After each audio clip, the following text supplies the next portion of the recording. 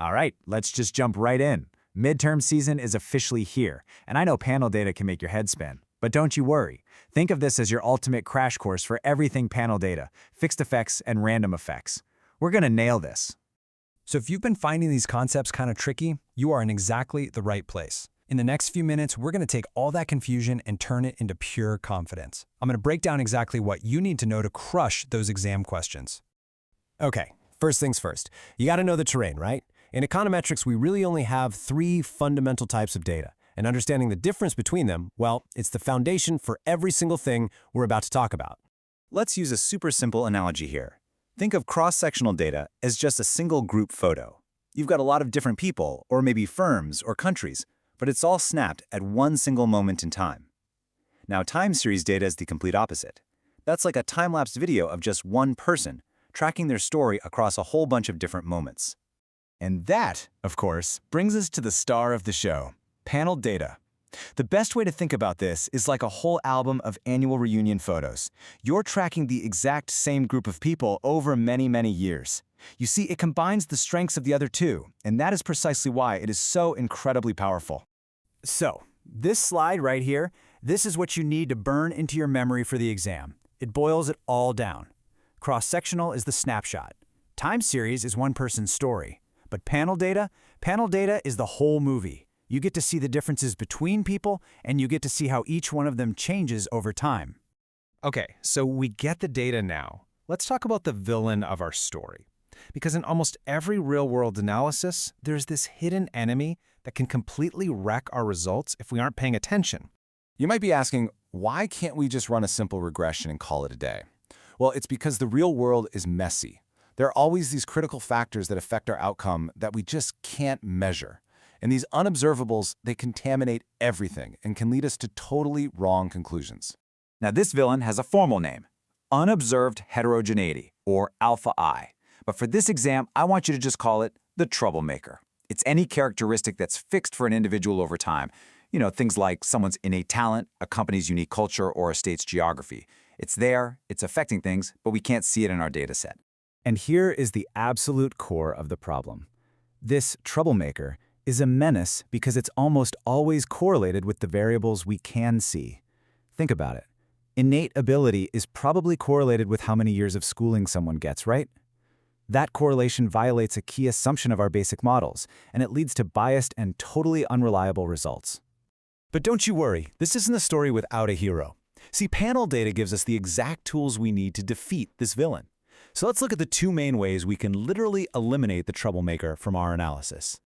This slide really gets at the power we have here. But before we get to the tools, we have to cover one critical assumption that makes it all work: strict exogeneity. Now, for your midterm, just think of it like this. An individual's error term can't be correlated with their predictors from the past, the present, or the future. If that rule holds, we can do something amazing. We're not just adjusting for the problem, we can surgically remove that troublemaker and find the true relationship we're looking for. Our first tool is the first difference model, and its logic is, well, it's just beautiful. For every single person in your data, you take their data from year 2, and you just subtract their data from year 1. And since that troublemaker, alpha I, is constant over time, poof, it gets completely canceled out in the subtraction. Just like that, it's gone. Our second, and frankly much more common tool, is the fixed effect model. Here, we take a different road to get to the same destination. For each person, you first calculate their own personal average for a variable across all the years. Then, you subtract that personal average from each of their yearly observations. This process is called time demeaning, and because that constant troublemaker is part of the average, it gets subtracted away and, you guessed it, eliminated. So which tool do you choose? I mean, both get the job done, but they work a little differently. For your exam, just remember this: the fixed effect model uses all of your data, which usually makes it more statistically efficient. It's the default, it's the go-to choice. You'd really only switch over to first differencing if you have a very strong reason to think that the errors from one year are related to the errors in the next year. All right, now we have arrived at the main event. This is probably the single biggest decision you'll have to make when you're working with panel data, and I can almost guarantee it's going to be on your midterm. It's the big showdown: fixed effects versus random effects. Now this table, this is your entire decision-making guide right here. It all comes down to one simple question. Do you think the troublemaker is correlated with your predictors? Fixed Effects says, yeah, it probably is, and it still gives you a consistent, unbiased answer.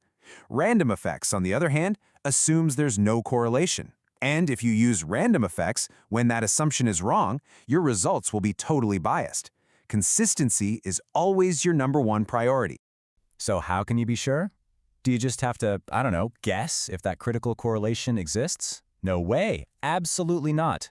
Econometrics gives us a formal, decisive test to make the choice for us. The question is simple: fixed effects or random effects? And you know what? The answer is just as simple. You let the data decide by using a special tool designed for this exact purpose. And that tool is called the Hausman test. Its one job, its only job, is to test that crucial assumption. What it does is it runs both the fixed effect and the random effect models, and then it statistically compares them. If the results are really different, that's a giant red flag that the troublemaker is in fact correlated with your predictors. And this right here is the simple rule for your exam. The test's starting assumption, the null hypothesis, is that random effects is okay. The alternative is that nope, you must use fixed effects. All you have to do is remember this little rhyme. If the p-value is low, the null must go. A low p-value means you reject that starting assumption, and you absolutely have to use the fixed effects model to get a trustworthy result. Okay, I know that was a lot, but it all fits together in a really logical way. Let's put all the pieces together into one final study guide. This flowchart is your whole decision-making process. Just remember the hierarchy. Your #1 concern always is consistency. So you use the Hausman test to choose between fixed and random effects. If that p-value is low, you pick fixed effects, period. It's only after you've made that crucial choice that you even think about the secondary issue of efficiency, which is deciding between the standard fixed effect model and the first difference model. So there you have it. You're not just a data analyst anymore. You're more like a detective. You know how to control for these invisible biases that fool almost everyone else. You've basically mastered the tools to go beyond simple correlation. So the real question now is, how are you going to use them to find the true cause and effect story that's just waiting to be discovered in your data? Good luck.